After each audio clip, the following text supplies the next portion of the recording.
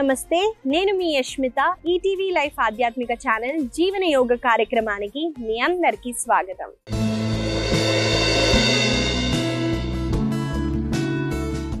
ఎలా ఉన్నారండి మీరంతా? నేనైతే చాలా బాగున్నానండి. మీరందరూ కూడా బాగుంటారు, ఎందుకంటే మీరు జీవన యోగాని అలవాటు చేసేసుకున్నారు కాబట్టి. ఇవాళ మన సాధన మొదలు పెట్టే ముందండి, చాలా మంది అంటే నేను కూడా అనుకోండి, మనుషులు ప్రతి ఒక్క మనిషి ఒక జీవితంలో ఎప్పుడో ఒకప్పుడు అబద్ధం చెప్తారండి. చూడండి, అబద్ధం అంటే అది చిన్నది కావచ్చు లేదా పెద్దది కావచ్చు, కానీ ఇలా మనం చిన్న అబద్ధాలు చెప్పటం వల్ల మన మైండ్ అన్నది పొల్యూట్ అవుతుందండి. ఎలా అవుతుందో నేను చెప్తాను. ఇది నేను చెప్పట్లేదండి, యోగ సూత్రాలు చెప్తున్నాయి. ఇవాళ 3 థింగ్స్ నేను చెప్తానండి, అబద్ధం చెప్పటం వల్ల ఏం జరుగుతుందో. ముందుగా మనము అబద్ధం చెప్పినప్పుడు ఆలోచనలు ఎలా వస్తాయో చెప్తాను. ఇప్పుడు ఏంటి, నేను చెప్పిన అబద్ధం వీళ్ళు పట్టేస్తారేమో, నెక్స్ట్ వీళ్ళు ఇది అడిగితే నేనేం చెప్పాలో అని ఇలాంటి రకరకాలైన థాట్స్ వస్తాయండి. దానివల్ల మైండ్ అన్నది పొల్యూట్ అవుతుంది. ఇది ఫస్ట్ థింగ్. సెకండ్ థింగ్ వచ్చేసి, మనము అబద్ధాలు ఎక్కువగా చెప్పటం వల్ల మనకి థ్రోట్ ఇష్యూస్ అన్నవి ఎక్కువగా వస్తాయి. ఎందుకంటే థ్రోట్ సెంటర్ అంటే మన విశుద్ధి చక్ర ఏదైతే ఉందో అది సెంటర్ ఆఫ్ ట్రూత్ అండి, అంటే నిజాలు మాట్లాడే సెంటర్. కానీ మనం అక్కడ ఎమోషన్స్ ని స్టోర్ చేసి అబద్ధం చెప్పటం వల్ల మనకి ఎక్కువ వరకు థ్రోట్ ఇష్యూస్ అన్నవి వస్తాయి. ఇది ఫిజికల్ గా కనిపిస్తాయి, కానీ సైకలాజికల్ గా ఏమైపోతుందంటే, మీరు ఎప్పుడన్నా నిజం చెప్పాలన్నా కూడా మనకి ఇబ్బందికరంగా మాట ఆగకుండా అలా మాటలు వస్తాయి అన్నమాట. ఇలా మనము తెలుసుకోవచ్చు. థర్డ్ థింగ్ ఏం జరుగుతుందంటే అండి, కార్మిక్ డెబిట్ అయితే అవుతుందండి. అంటే కార్మిక్ థింగ్స్ లో మనకి ఏదైనా మంచి జరగాలని ఉన్నా కూడా మనం ఇలా చిన్న చిన్న అబద్ధాలు ఆడటం వల్ల మనకు అది కాకుండా పోవచ్చు. కాబట్టి మనము ఎంతైతే అంత అబద్ధం చెప్పకుండా చూసుకోండి. నేను చిన్న చిన్న అబద్ధాలు ఆడానండి ముందు, కాకపోతే ఇప్పుడు ఏం పర్లేదు. ఇప్పుడు నుంచైనా మనం చేంజ్ చేసుకున్నా మనకి మంచి జరుగుతుంది. కాబట్టి 1 వీక్ మీరు ఛాలెంజ్ తీసుకొని మీరు ఇలా అలవాటు చేసుకోండి. ఇవాళ మన సాధనాన్ని ప్రాణాయామ అలాగే ఆసన సాధనాలు అయితే చేద్దాం. ముందుగా ప్రాణాయామతో మొదలు పెడదామండి. ఉజ్జయి బ్రీతింగ్. ఉజ్జయి బ్రీతింగ్ చేయడానికి లెగ్స్ ని క్రాస్ పొజిషన్ అంటే సుఖాసనాలో కూర్చుంటాము. కూర్చున్న తర్వాత పామ్స్ ని ఓపెన్ చేయండి. స్పైన్ ని ఎరెక్ట్ చేస్తూ ఐస్ క్లోజ్ చేయండి. ఇప్పుడు మనము గ్లాటిస్ ని కాంట్రాక్ట్ చేస్తామండి. అక్కడ నుంచి శ్వాసని తీసుకోవటం వదలటం అన్నది చేయాలి. ఇది ఎలా ఈజీగా చేయొచ్చో నేను చూపిస్తాను. చూడండి, మీరు శ్వాసని ముక్కు ద్వారా తీసుకోండి.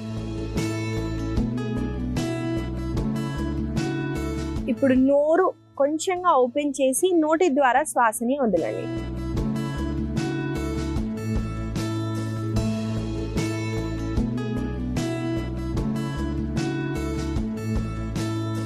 ఇప్పుడు ఇదే బ్రీతింగ్ టెక్నిక్ మౌత్ క్లోజ్ చేసి చేయండి.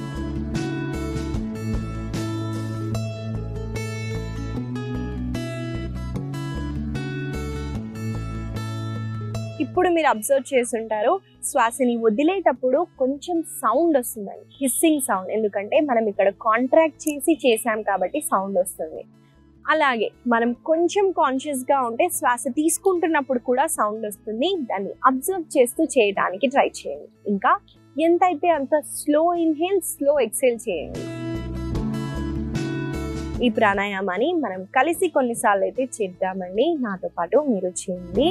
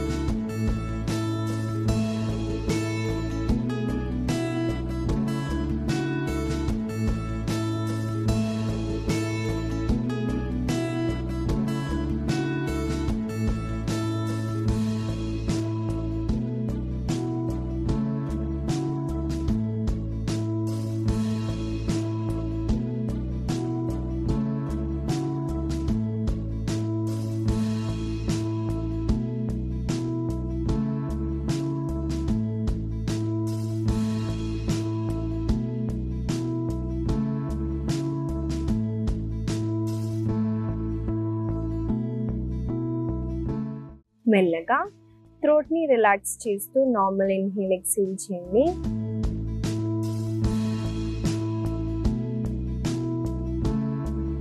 ఇప్పుడు 2 చేతుల్ని దగ్గరగా ఉంచి మెల్లగా కళ్ళ పైన పెట్టి ఒక బ్యూటిఫుల్ స్మైల్ తో కళ్ళని తెరవండి. ఇదండి ఉజ్జాయి బ్రీతింగ్. ఉజ్జాయి బ్రీతింగ్ చేయటం వల్ల మనకి థ్రోట్ రిలేటెడ్ ఇష్యూస్ ని మనం రివర్స్ చేయొచ్చు. ముఖ్యంగా థైరాయిడ్ ఇష్యూస్ అండి. ఇక్కడ గ్లాండ్స్ అన్నవి ఉబ్బిపోతాయండి. థైరాయిడ్ ఉన్న వాళ్ళకి హైపర్ థైరాయిడ్, హైపోథైరాయిడ్ ఇలాంటి డిఫరెంట్ ఉంటాయి. కాబట్టి థైరాయిడ్ ని రివర్స్ చేయడానికి ఈ ప్రాణాయామ చాలా బెనిఫిషియల్. కాబట్టి తప్పకుండా ఈ ప్రాణాయామాన్ని ప్రతిరోజు ప్రాక్టీస్ చేయండి. మనము ఆసన సాధనలోకి అయితే వెళ్ళిపోదామండి. ముందుగా ఏ హ్యాండ్ సపోర్ట్ లేకుండా నిల్చోటానికి ట్రై చేయండి. ఇవాళ మనం మొదటిగా చేయబోయే ఆసన పేరు ప్రసరిత పాదోత్థానాసన. ఈ ఆసనాలో ఒక చిన్న వేరియేషన్ చేస్తున్నామండి. ముందుగా చూసేద్దాం ఆసన ఎలా చేయాలో. ఈ ఆసన చేయటానికి ముందుగా లెగ్స్ ని వైడెన్ చేయాలి. ఎంత వైడెన్ చేయాలి అని నన్ను అడిగితే మనము జంప్ చేసి కూడా చెక్ చేసుకోవచ్చండి. ఇంత డిస్టెన్స్ మాత్రం ఉండాలి. కాళ్ళ వేళ్ళు మాత్రం ముందుకి పాయింట్ చేసేలాగా చూసుకోండి. అంటే సైడ్స్ కి కాకుండా ముందుకి ఫేస్ చేయాలి. తర్వాత 2 చేతుల్ని వెనక్కి తీసుకెళ్ళండి. మీరు చేతు వేళ్ళని ఇంటర్లాక్ చేస్తారు. మెల్లగా శ్వాసని తీసుకుంటూ మీ ఛాతీని అలాగే హ్యాండ్స్ ని ఎంత అయితే అంత వెనక్కి స్ట్రెచ్ చేస్తూ శ్వాసని తీసుకోండి. ఇప్పుడు శ్వాసని వదులుతూ చూడండి, మోకాళ్ళని స్ట్రైట్ గా ఉంచుతూనే మీరు లోవర్ బ్యాక్ నుంచి బెండ్ అవ్వండి. అలాగే భుజాలని ఎంతైతే అంత స్ట్రెచ్ చేస్తూ ముందుకి తేండి.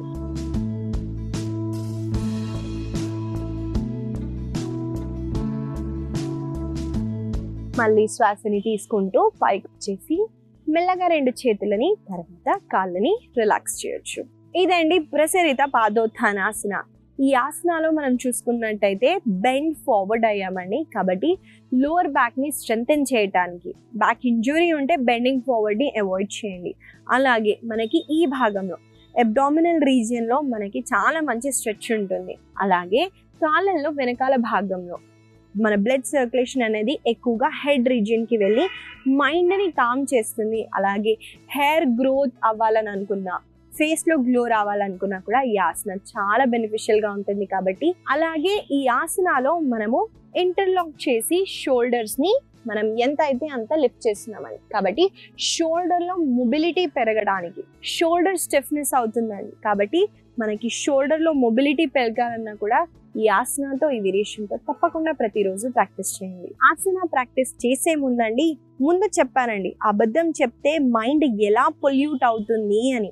అందుకే మనకి యోగ సూత్రాలలో, మనం పతంజలి యోగ సూత్రాలకి మనం ఫాలో అవడానికి 8 స్టేజెస్ ఉన్నాయండి. యమాలు, నియమాలు, ఆసనాలు, ప్రాణాయామాలు, ప్రత్యాహార, ధారణ, సమాధి, ఇలాంటి 8 స్టేజెస్ ఉన్నాయి. అందులో ముందుగా మనం పాటించాల్సినవి యమాలు, నియమాలండి.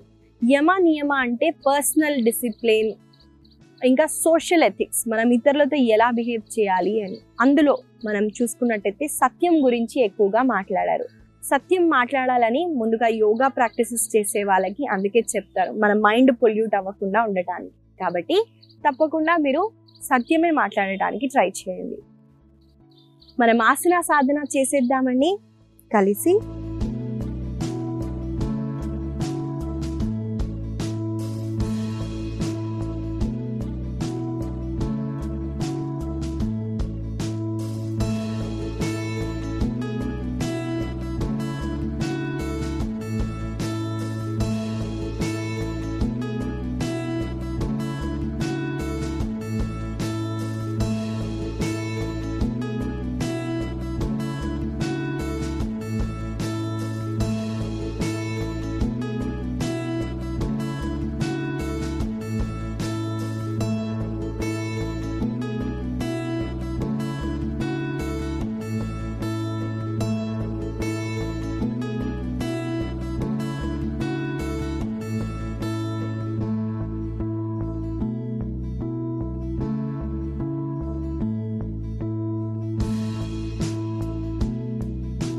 మెల్లగా మీ చేతులని తర్వాత కాళ్ళని రిలాక్స్ చేయండి.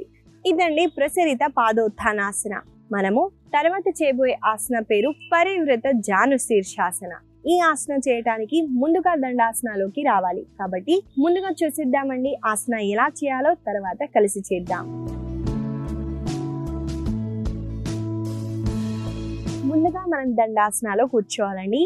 నేను ఒక వైపున వచ్చాను చూడండి. ఎడమ కాళ్ళని ఎడమ వైపున స్ట్రెచ్ చేయండి. అలాగే కుడి కాళ్ళని ఎంతైతే అంత దగ్గరగా పెట్టండి. మెల్లగా శ్వాసని తీసుకుంటూ ఇక్కడ మనము చిన్న వేరియేషన్ చేద్దామని. పరివృత జాను శీర్షాసనంలో మనము బెండ్ అవుతాము, అలాగే వేరే సైడ్ కూడా స్ట్రెచ్ అవుదామని చూపిస్తాను ఎలా చేయాలో. ముందుగా శ్వాసని తీసుకోండి, చేతులని పైకెత్తండి.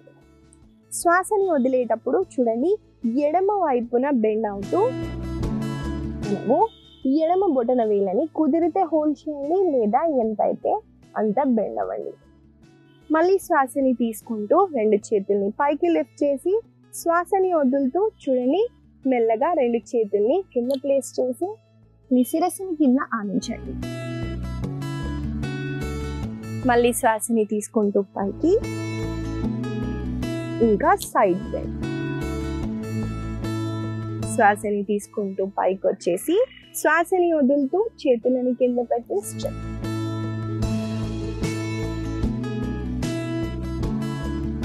పరివృత జాను శీర్షాసనంలో మనం ఒక చిన్న స్ట్రెచ్ ని ఇంక్లూడ్ చేసామండి. మనము సైడ్ బెండ్ చేయడం వల్ల మనకి సైడ్ లో ఫ్యాట్ ని కరిగించడానికి ఈ ఆసన చాలా బెనిఫిషియల్ గా ఉంటుంది. అలాగే కాళ్ళల్లో ఉన్న వెనకాల భాగంలో చాలా మంచి స్ట్రెచ్ ఉంటుంది. బ్యాక్ మజిల్స్ ని అలాగే ఈ అబ్డామినల్ రీజియన్ కూడా చాలా మంచిదండి. దాని తర్వాత ట్విస్ట్ అవుతున్నాం. మనము ఆపోజిట్ వేలో మనం స్ట్రెచ్ అవ్వటం వల్ల మనకి ఈ భాగంలో కూడా చాలా మంచి స్ట్రెచ్ ఉంటుంది. దాన్ని అబ్జర్వ్ చేస్తూ ఈ ఆసనాన్ని ఈ వేరియేషన్ తో పాటు ట్రై చేయండి. మనం కలిసి ఈ ఆసనాన్ని చేద్దామండి. నాతో పాటు మీరు చేయండి.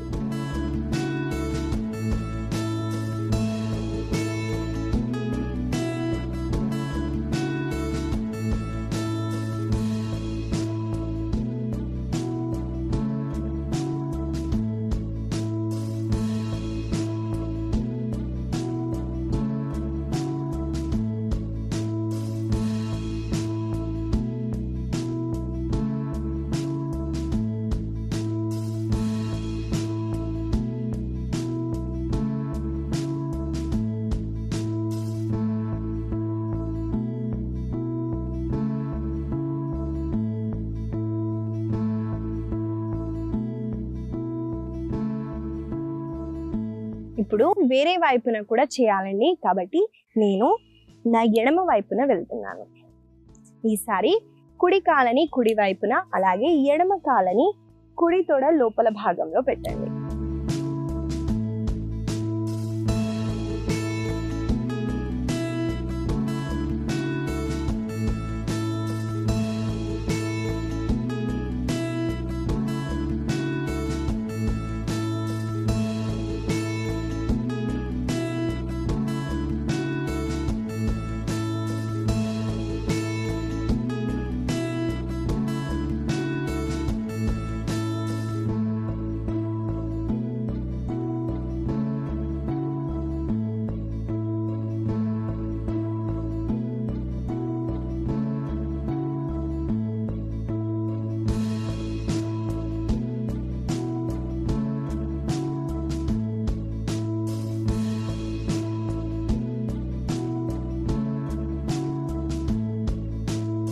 మెల్లగా ముందుగా చేతులని తర్వాత కాళ్ళని రిలాక్స్ చేయండి.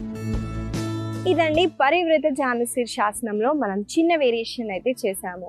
ఈ ఆసనాన్ని వేరియేషన్ తో పాటు గుర్తు పెట్టుకుంటూ రోజు పొద్దున సాయంత్రం వేళల్లో తప్పకుండా ప్రతిరోజు ప్రాక్టీస్ చేయండి. తర్వాత చేయబోయే ఆసన పేరు ఆనంద బాలాసన.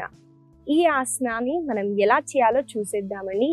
ముందుగా మన వీపు వైపున పడుకోవాలి. కాబట్టి నేను ఆ పొజిషన్కి వచ్చేస్తున్నాను చూడండి.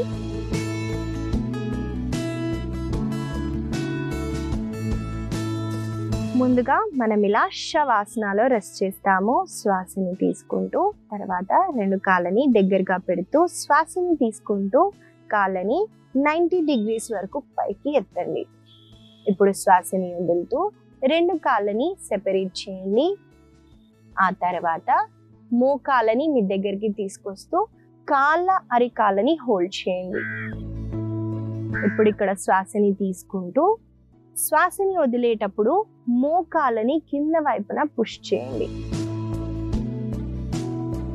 ఇప్పుడు ఒక చిన్న వేరియేషన్ చేద్దామండి. సైడ్స్ కి మెల్లమెల్లగా టర్న్ అవ్వండి.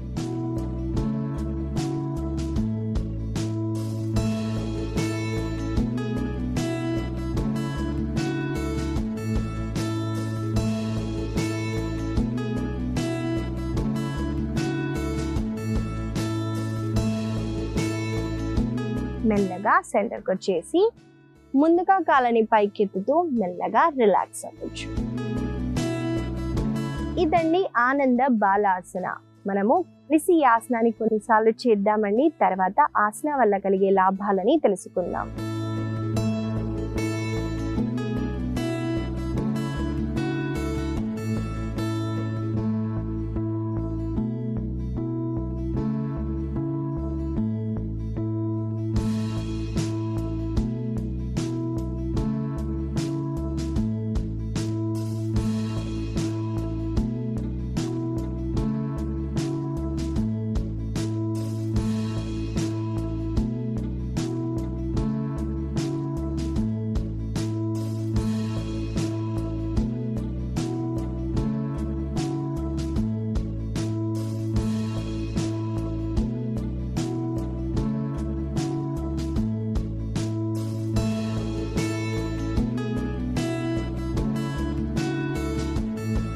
మెల్లగా మీ రెండు కాళ్ళని మెల్లమెల్లగా కింద డ్రాప్ చేయండి. శవాసనాలు కొన్ని క్షణాలు రెస్ట్ చేస్తూ శరీరంలో ఏం జరుగుతుందో అబ్జర్వ్ చేయడానికి ట్రై చేయండి.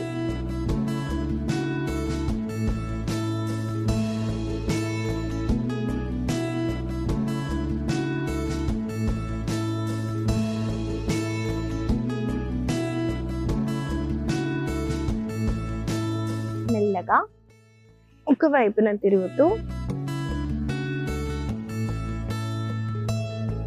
మెల్లమెల్లగా సుఖాసనాలో కూర్చోండి.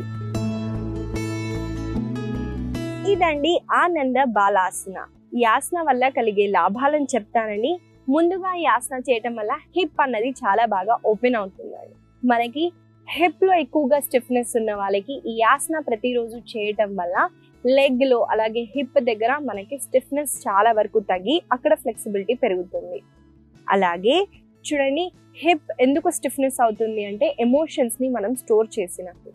ఇలాంటి హిప్ ఓపెనింగ్ ఆసనాలు చేసినప్పుడు మనం స్పిరిచువల్ గా చూసుకున్నట్టయితే ఎమోషన్స్ ని బయటికి రిలీజ్ చేస్తున్నట్టు. కాబట్టి ఎక్కడ స్ట్రెచ్ అవుతుందో అక్కడ అబ్జర్వ్ చేస్తూ చేయండి. దానివల్ల ఇంకెక్కువ లాభాలు అయితే ఉంటాయి. మనము తర్వాత చేయబోయే ఆసన పేరు బద్ధకోణాసన. ఈ ఆసనలో ఒక చిన్న వేరియేషన్ చేద్దామండి. ముందుగా చూసేద్దాం ఆసన ఎలా చేయాలో. మనము రెండు లెగ్స్ ని ఇలా స్ట్రెచ్ చేస్తూ ముందుగా దండాసనలో కూర్చుంటాము. తర్వాత రెండు కాళ్ళ అరికాలని మీరు జోడిస్తూ ఎంత అయితే అంత దగ్గరగా తీసుకొని రండి. తర్వాత రెండు చేతు వేళ్ళని ఇలా కాళ్ళని హోల్డ్ చేస్తూ ఇంటర్లాక్ చేస్తూ మనము ఈ పొజిషన్లో కూర్చుంటాం. ఇప్పుడు మీరు ఇక్కడ శ్వాసని తీసుకుంటూ శ్వాసని వదిలేటప్పుడు చూడండి, మోచేతులని మోకాళ్ళ దగ్గర పెడుతూ కింద వైపున పుష్ చేస్తూ బెండ్ అవ్వండి.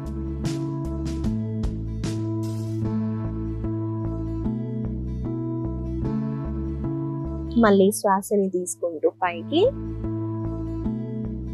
శ్వాసని వదిలేటప్పుడు డౌన్.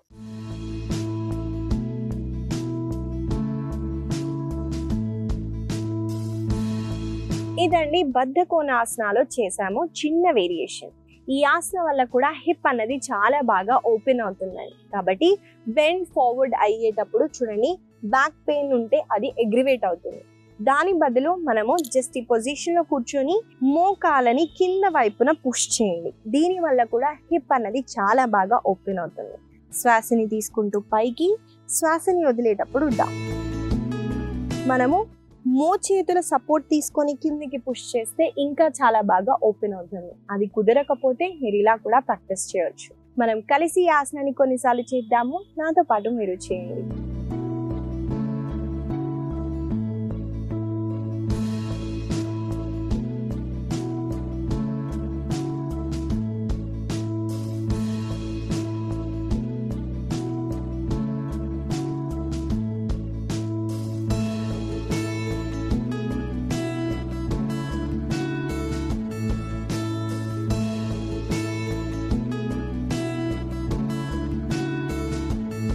మెల్లగా మీ చేతులని మరియు కాళ్ళని రిలాక్స్ చేయండి.